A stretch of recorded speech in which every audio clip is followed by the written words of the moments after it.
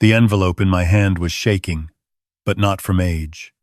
I was 68 years old, and my hands had been steady enough to rebuild carburetors and wire electrical systems for 40 years. But standing outside my daughter's bedroom at 2 in the morning, listening to her laugh about how quickly they could sell my house once I was dead, turned my blood to ice water. 3 million. Easy. She said to her husband through the door. That's if we list it right away. Before anyone gets sentimental, the metallic taste of betrayal filled my mouth like I'd been chewing on pennies. I thought about my wife Sarah, who died in that house 3 years ago, and how Melissa hadn't even stayed for the full week after the funeral. She'd had a work emergency. Now I understood what that emergency had been, counting the days until I joined Sarah. My name is Richard Chen, and I'd spent the last 43 years building a life in Orange County, California. Not the fancy part where reality shows get filmed, but the quiet stretch near Huntington Beach, where working people could still afford oceanfront property back in the 80s. Sarah and I bought our lot in 1981 for $60,000. We'd saved every penny from my job as an aerospace engineer at McDonnell Douglas. The house we built together wasn't massive, just 2,000 square feet, but every board, every tile, every fixture had a story. Sarah picked the blue shutters. I installed the deck where we watched the sunset for 39 years. Our daughter, Melissa, learned to walk on that deck. She said her first words, looking out at the Pacific. That little girl was gone now. I didn't know when she'd disappeared, but the woman I'd overheard tonight was a stranger who happened to share Melissa's voice. Maybe it was gradual. Maybe it happened all at once, and I'd been too blind to see it. Sarah had worried. Near the end, Richard, she'd whispered one night in hospice, gripping my hand with what little strength the cancer had left her. Promise me you'll be careful with Melissa. Something's changed in her. I'd brushed it off. Grief talking. But Sarah had always been the smart one in our marriage. She saw patterns I missed. She saw people clearly while I got lost in blueprints and specifications. After Sarah died, I thought I was doing fine. I kept the house clean. I paid my bills on time. I even took up woodworking, building small boats in the garage the way my father had taught me back in Taiwan. Then came the stroke. Nothing major, the doctors said. A small blockage, caught early, minimal damage. But it scared me. For the first time in my life, I felt old, mortal. Melissa flew down from Sacramento within a day. I was touched. She seemed genuinely concerned, calling doctors, demanding second opinions, staying at the house for a week. Dad, she'd said, holding my hand in the hospital, you can't live alone anymore. It's not safe. That's how Elena came into my life. Melissa found her through some caregiving agency, presented her credentials at the hospital. Elena Reyes, 38, licensed caregiver with 10 years of experience. References from 3 families in Orange County, Filipino, like Sarah had been. That wasn't why I agreed, but I'd be lying if I said it didn't make me feel more comfortable. Elena was quiet and competent. She didn't hover. She understood that I wasn't helpless, just needed someone around in case another stroke happened. She cooked simple meals, drove me to appointments, and most importantly, she didn't treat me like a child. Melissa approved the hire. Though in hindsight, I realized she'd probably picked Elena specifically because she was an immigrant, someone Melissa thought wouldn't question things, someone disposable. Elena had been working for me for 3 months when I started noticing the changes in Melissa's behavior.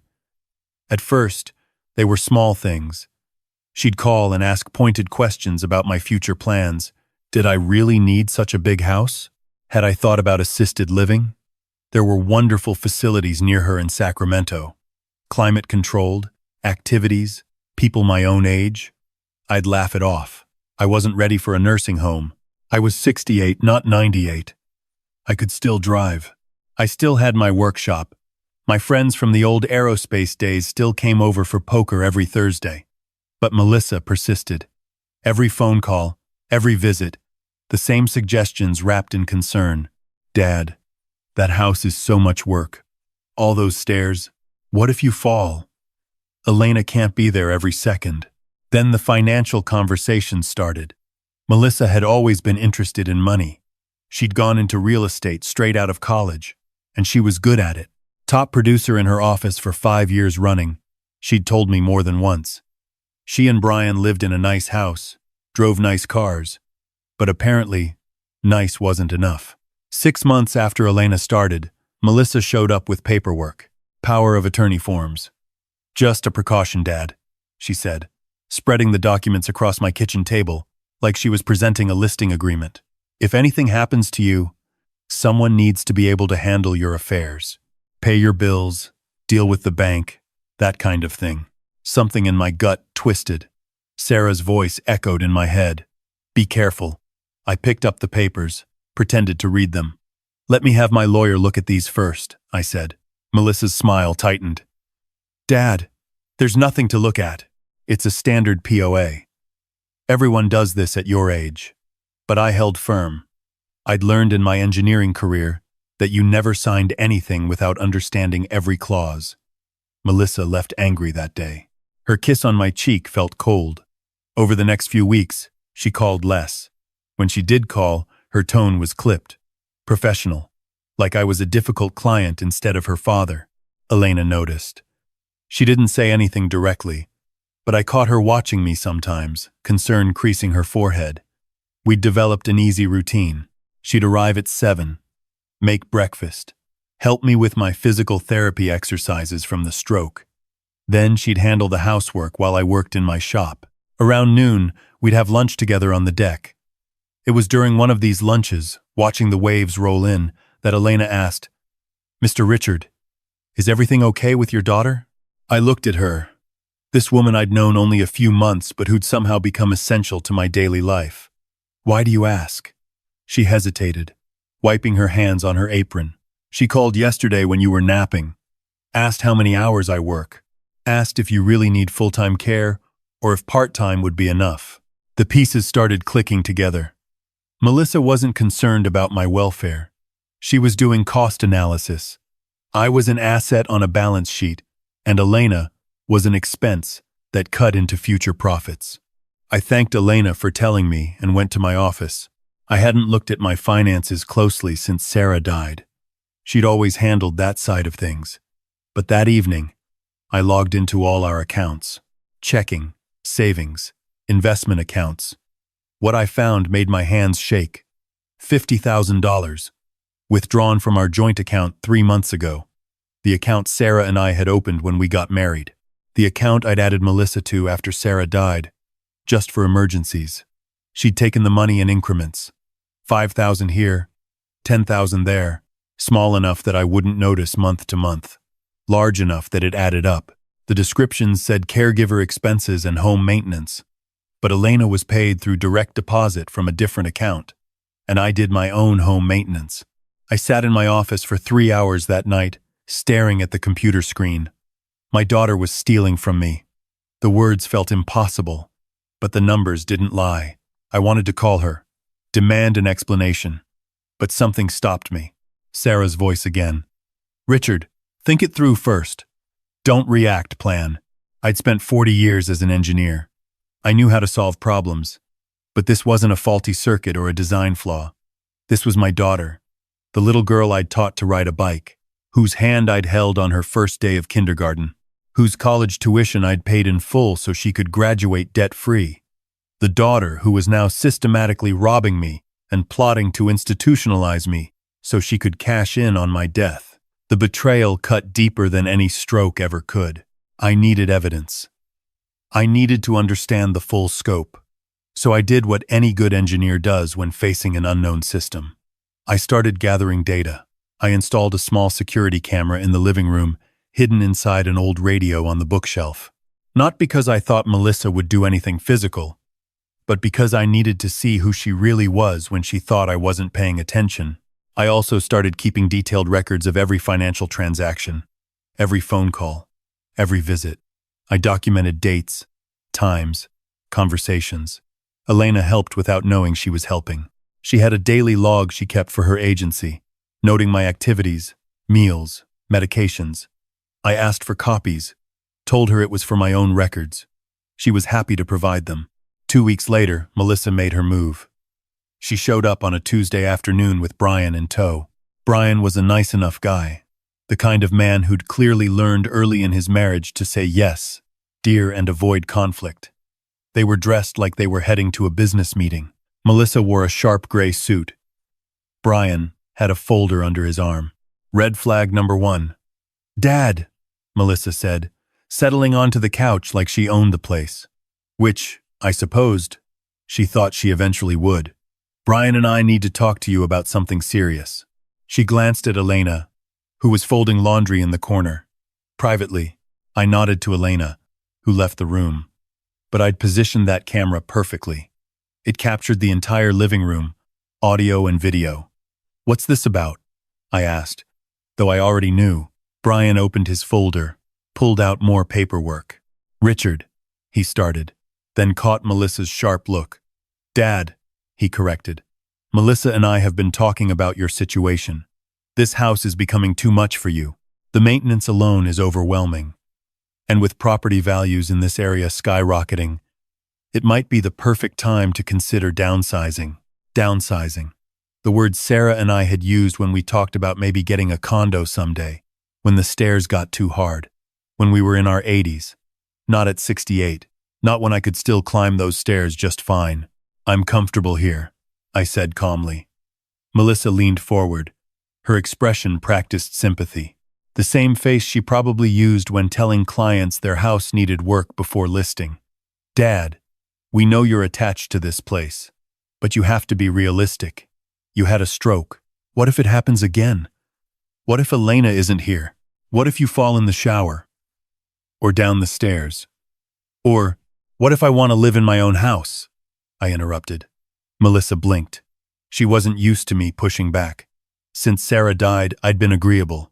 Passive. Grieving. "We're not saying you can't live independently." Brian jumped in, trying to smooth things over. "We're just suggesting maybe a smaller place. Somewhere with on-site care. We found this great community near us in Sacramento. Beautiful apartments, restaurant-style dining, activities, a nursing home," I said flatly. Melissa's mask slipped for a second. Irritation flashed in her eyes. "It's not a nursing home. It's independent living. And yes, it's expensive. But we'd sell this house, and the proceeds would more than cover it." There it was. The real agenda. Sell my house, put me in a facility, control my money. I wondered how long until the unfortunately, "Dad can't handle his own finances anymore" conversation would happen. How long until she convinced some doctor I had dementia and got guardianship. I'd seen it happen to other widowers in my poker group. Children who got impatient waiting for their inheritance. "I'm not selling my house," I said quietly. Melissa's jaw tightened. "Dad, you're not thinking clearly. This is a business decision. This house is worth at least $2.8 million. You're sitting on a fortune. And for what? To rattle around in an empty house with memories?" She said it like memories were worthless. Like the 39 years Sarah and I spent building our life here meant nothing compared to a real estate commission. "The answer is no," I repeated. We stared at each other. For the first time in my life, I saw my daughter clearly. Not through the filter of fatherly love or nostalgia for the girl she'd been. I saw exactly who she'd become. Someone who looked at her father and saw dollar signs. Someone who'd already spent my money in her head. Someone who was angry that I had the audacity to keep living, keep existing, keep occupying space in a valuable piece of real estate. Melissa stood abruptly. "Fine. We tried to do this the easy way." She snatched the papers from Brian, shoved them back in the folder. "But you need to understand something, Dad. You're not getting any younger. You're not getting any healthier. And when something happens, not if, when someone's going to have to make decisions for you, I'm your only child. I'm your next of kin. Maybe you should think about who's going to be there when you really need help." It was a threat wrapped in concern. Crystal clear. Play ball or else. They left without saying goodbye. I sat on that couch for a long time after they drove away. Elena came back in hesitantly. "Mr. Richard, are you okay?" I wasn't okay, but I was getting clarity. That evening, after Elena went home, I did something I hadn't done since the funeral. I went into the bedroom I'd shared with Sarah for 39 years and sat on her side of the bed. I'd left everything exactly as it was. Her reading glasses on the nightstand, her robe on the hook behind the door, her bottle of lotion, half empty, sitting on the dresser. The room still smelled like her somehow. Lavender and something else, something uniquely Sarah. You were right, I told the empty room. You tried to warn me. I'd thought grief was the hardest thing I'd ever face. Watching Sarah waste away from cancer, holding her hand as she took her last breath, learning to live alone in a house that felt too big and too quiet. But this was worse. Because grief was clean, pure. It hurt, but it made sense. This betrayal from my own daughter was poisonous. It was the kind of pain that made you question everything you thought you knew. Had Melissa always been this way and I just refused to see it? Or had something changed her? Had I failed as a father somehow? Sarah would tell me to stop analyzing and start acting. She'd always been the practical one. The next morning, I made 3 phone calls. The first was to Thomas Park, an attorney I'd known since the 80s. We'd worked together on a patent dispute back when I was still at McDonnell Douglas. He was semi-retired now, but still took cases for old friends. Tom, I said when he answered, I need an estate planning lawyer, and I need them to be very, very good. The second call was to my bank. I removed Melissa from the joint account. The customer service representative asked if I was sure. Yes, I was sure. The third call was to a private investigator. I'd found him through Tom's office. His name was Marcus Webb, former LAPD detective who now ran a small investigations firm in Costa Mesa. Mr. Chen, he said, when we met at a coffee shop near my house. Tom says you need someone to look into some financial irregularities. I laid it out for him. The missing $50,000. Melissa's suspicious behavior. My concerns about elder financial abuse. Marcus listened without interruption, taking occasional notes. When I finished, he sat back in his chair. Mr. Chen, I'm going to be straight with you. What you're describing is a pattern I've seen a lot in my line of work. Adult children who see their parents as ATMs. Sometimes it's benign, just poor boundaries. Sometimes, he paused, sometimes it's elder abuse, and California takes that seriously. If I find evidence of financial exploitation, we could be talking about legal consequences for your daughter. Are you prepared for that? Was I? Could I send my own daughter to prison? But then I remembered her standing in my living room, angry that I wouldn't voluntarily hand over my life. I remembered when something happens, not if. When like she was counting down the days until my death. Find out what's really going on, I told Marcus. Then we'll decide what to do about it. He nodded. Over the next 6 weeks, Marcus compiled a dossier that would have made the FBI proud. The $50,000 I'd found was just the beginning. Melissa had been systematically siphoning money from my accounts for over a year. Small amounts at first, right after Sarah died, then larger ones as she grew bolder. In total, she'd taken nearly $90,000. But the worst part was what Marcus found in Melissa's own records. She'd taken out a line of credit using my house as collateral, forged my signature, used a notary who was later disbarred for fraud. The line of credit was for $250,000. She'd spent it on renovations to her own house in Sacramento. I stared at the documents spread across my kitchen table. Elena had gone to the grocery store. I was alone with evidence of my daughter's crimes, because that's what they were. Not mistakes, not poor judgment. Crimes, fraud, forgery, elder financial abuse. Marcus had flagged at least 4 separate felonies. What do you want to do? Tom Park asked. We were meeting in his office 2 days after Marcus delivered his report. Tom had reviewed everything with the clinical eye of a seasoned attorney. California Welfare and Institutions Code, Section 15,610.3, defines financial abuse of an elder, taking property for wrongful use, assisting in taking property. Your daughter has done both. You could file a police report today. I imagined Melissa being arrested. Handcuffs, booking photos, court appearances, prison time. The thought didn't give me satisfaction, but it didn't fill me with horror either. That's how I knew how far gone things were. I felt nothing but a cold, distant anger. "What are my other options?" I asked. Tom steepled his fingers. "You protect yourself. You cut her off completely. You make sure she can never do this again. And you make your wishes crystal clear for when you do pass away." He pulled out a fresh legal pad. "Let's talk about your estate plan." For the next hour, we redesigned my will. Everything I'd previously left to Melissa. The house, the investment accounts, the life insurance. Everything would be redistributed. Tom suggested a charitable trust for part of it. Sarah had died at the City of Hope Cancer Center. We could establish a research fund in her name. That felt right. The house was trickier. Tom suggested I consider leaving it to someone who'd actually cared for me, someone who'd treated me with dignity, someone who saw me as a person instead of a real estate opportunity.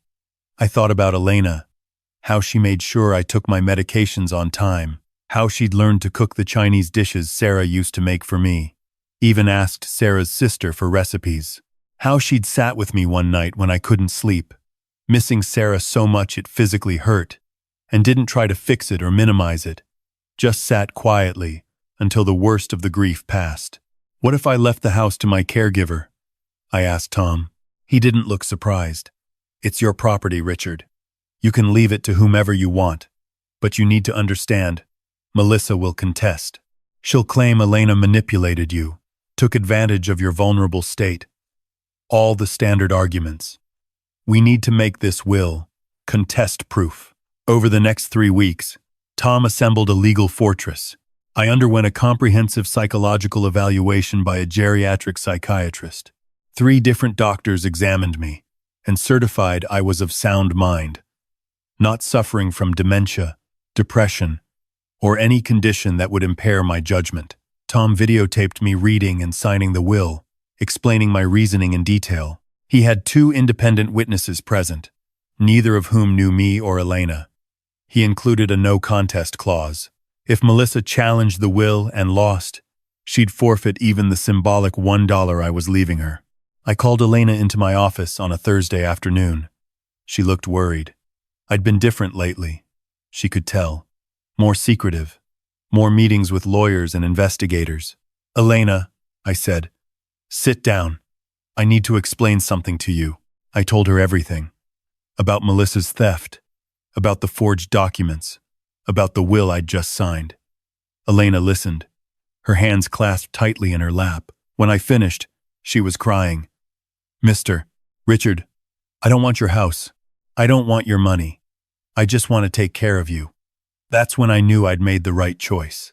"Elena, my daughter looks at me and sees a problem to be solved, a property to be liquidated. You look at me and see a person. You remind me of Sarah, not because you're Filipina, but because you see people the way she did, with kindness, with patience. When I'm gone, I want this house to belong to someone who understands what it meant to Sarah and me, someone who'll respect it." "But your daughter Elena started." I held up my hand.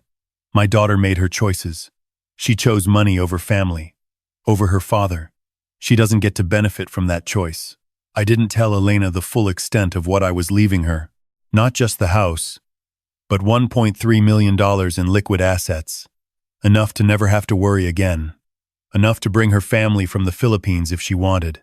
Enough to live a comfortable life. She'd earned it. Not through manipulation or scheming, but through simple human decency. For the next few months, I continued my normal routine. Elena came every day. We had lunch on the deck. I worked in my shop. I went to poker night on Thursdays. But I was waiting. I knew Melissa would make another move. She'd lost access to my joint account. She'd realize eventually that something had changed. Marcus was still monitoring her. We discovered she'd been calling my doctor's office, trying to get information about my cognitive decline. When that didn't work, she tried to schedule an appointment for me with a different doctor, one who apparently had a reputation for diagnosing elderly patients with dementia at the drop of a hat. The confrontation came on a Tuesday morning in September. I'd been expecting it, but the audacity still took my breath away. Melissa showed up with Brian, a moving company truck, and 2 men in suits. One was a lawyer, The other was a geriatric care manager. Melissa had clearly planned this like a military operation. Elena was at the grocery store. I was alone. "Dad," Melissa said, walking into my house without knocking. "We need to talk. This has gone on long enough." The lawyer stepped forward. "Mr. Chen, I'm Roger Hastings. I represent your daughter, Melissa. We're here because there are serious concerns about your ability to live independently and manage your affairs. Your daughter loves you very much and wants what's best for you." The speech was polished, rehearsed, meaningless. "Get out of my house," I said calmly. Melissa's expression hardened. "Dad, don't be difficult. We've arranged a very nice facility for you. The moving company is here to pack your essential items. The rest we'll deal with once the house is listed." She said it like it was already decided, like I had no say in my own life. That's when I pulled out my phone and dialed 911. "Yes, I need police at 847 Pacific Coast Highway. There are people in my home refusing to leave." Melissa's face went white. "Dad, what are you doing?" The 911 operator asked if I was in danger. "I'm a 68-year-old man with a history of stroke. My daughter is here with several people trying to forcibly remove me from my home against my will." The operator kept me on the line. Melissa was frantically talking to her lawyer. Brian looked like he wanted to disappear into the floor. The geriatric care manager had already quietly slipped outside. When the police arrived 8 minutes later, I had Tom Park on speakerphone. The responding officers listened to both sides.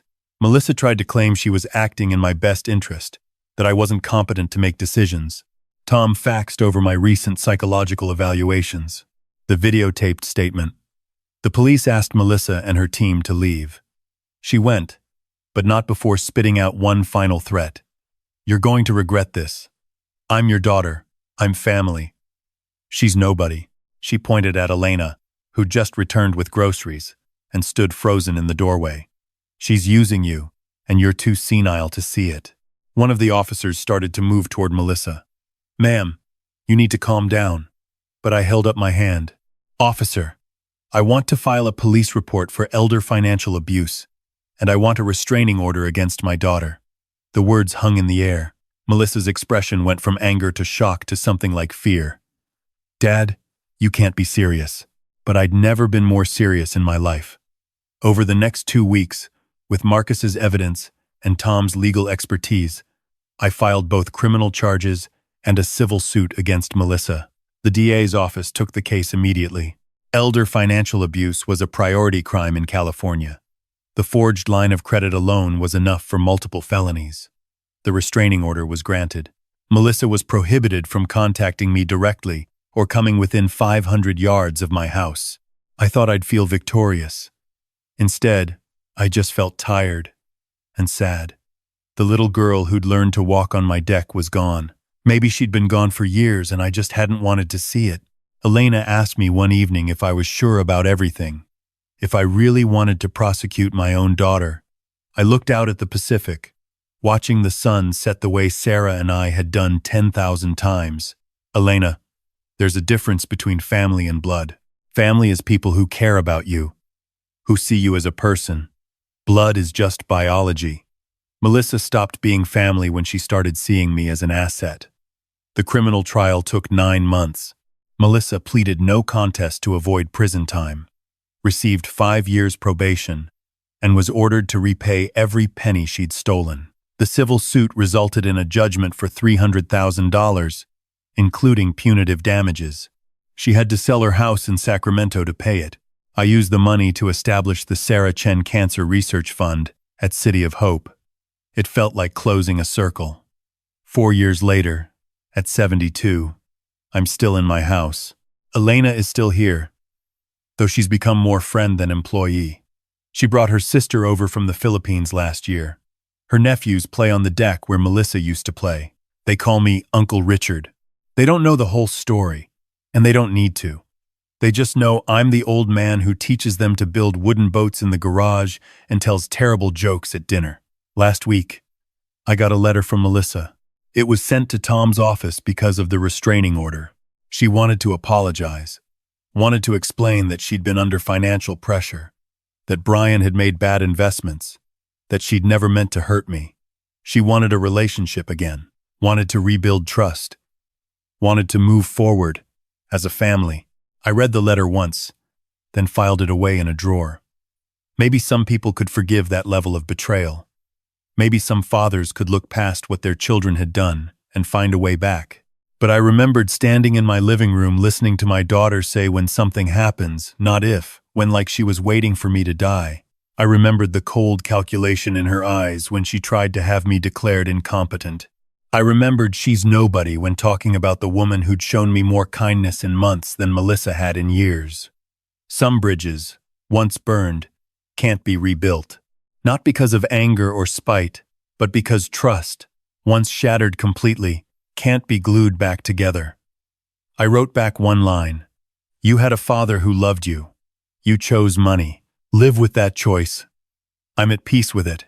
Elena makes sure I take my blood pressure medication.